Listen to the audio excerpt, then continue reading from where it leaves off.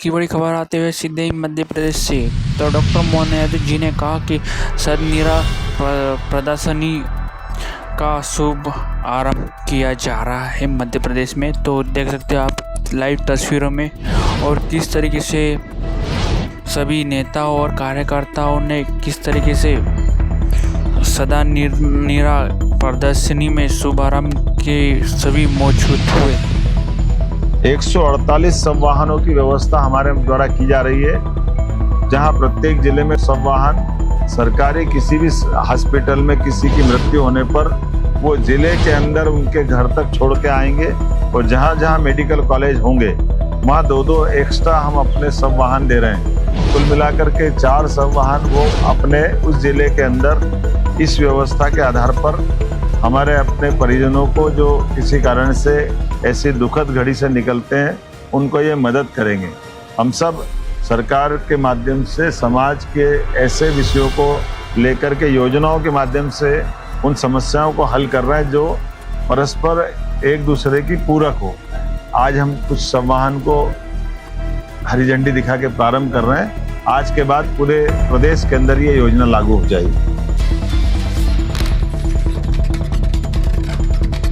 तो एक और बड़ी खबर आते हुए सीधे ही नरेंद्र मोदी जी को जवाब देते हुए ट्रम्प ने क्या कहा, और भारत पाकिस्तान के लिए वार रोका गया है।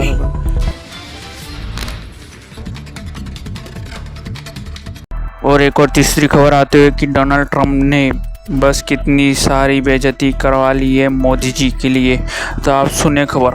3 महीने से वो ट्रम्प रोज फोन कर रहा है, रोज मोदी जी फोन नहीं उठा रहे। Yeah, it sounds like a comedy special, but no, it's just another episode of Jumle and the Jokers featuring BJP's very own Raj Purohit. Now jokes aside, maybe Trump's calling to ask Modi ji, sab changa si?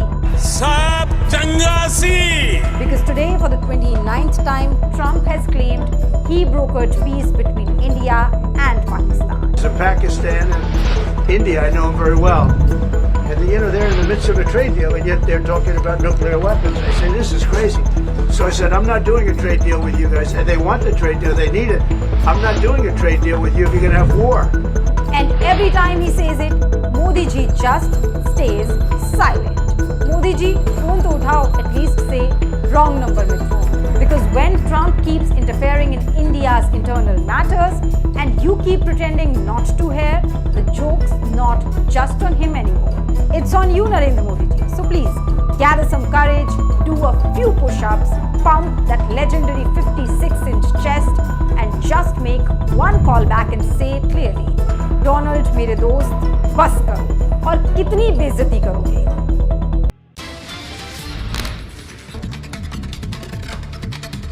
तो एक और खबर आते हुए सीधे ही मध्य प्रदेश की से भोपाल से। तो डॉक्टर मोहन यादव जी के साथ सभी कार्यकर्ताओं और सभी नेताओं ने मानसून सूत्र के कैबिनेट बैठक की गई है।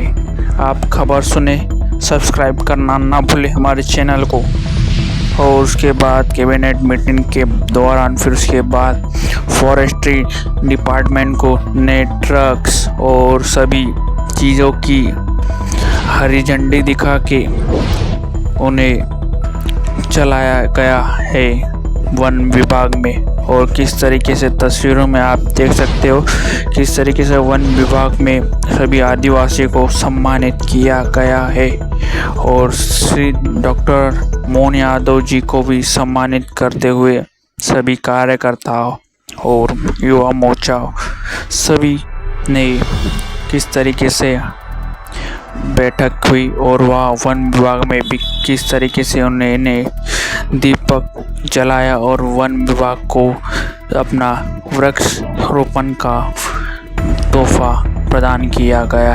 और पुलिसकर्मी ने भी सम्मानित देते हुए कि सर्टिफिकेट और सभी सम्मानित करते हुए भी, और किस तरीके से वन विभाग का भी फोटो भी उन्होंने देते हुए, और उन्होंने भाषण भी अपने शुद्ध भाषण भी दिया।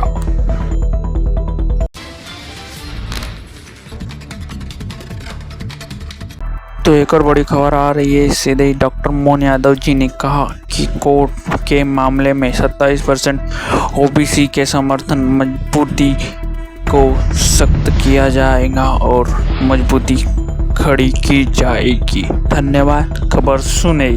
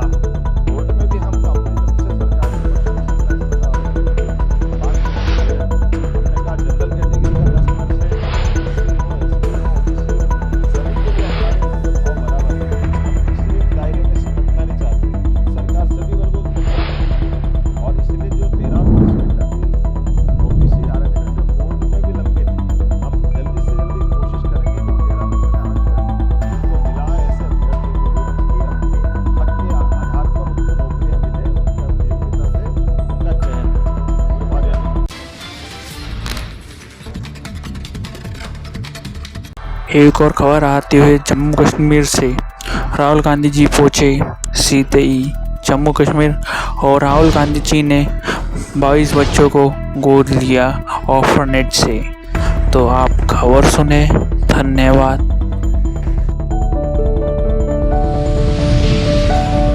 Rahul Gandhi ji is adopting 22 children who lost their parents in the brutal Pakistani shelling in Poonch. Their lives shattered in moments, their families torn apart, their future left uncertain. And into that darkness of trauma, pain, and unimaginable loss, Rahul Gandhi ji stepped in to be with the grieving families and to meet the children left behind.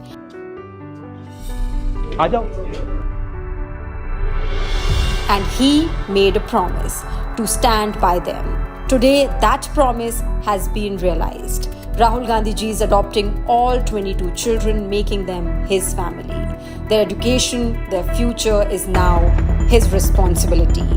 In a time when the world moves on and never looks back, it takes strength to stand still with those in pain. Because leadership isn't about power, it's about showing up when it matters most.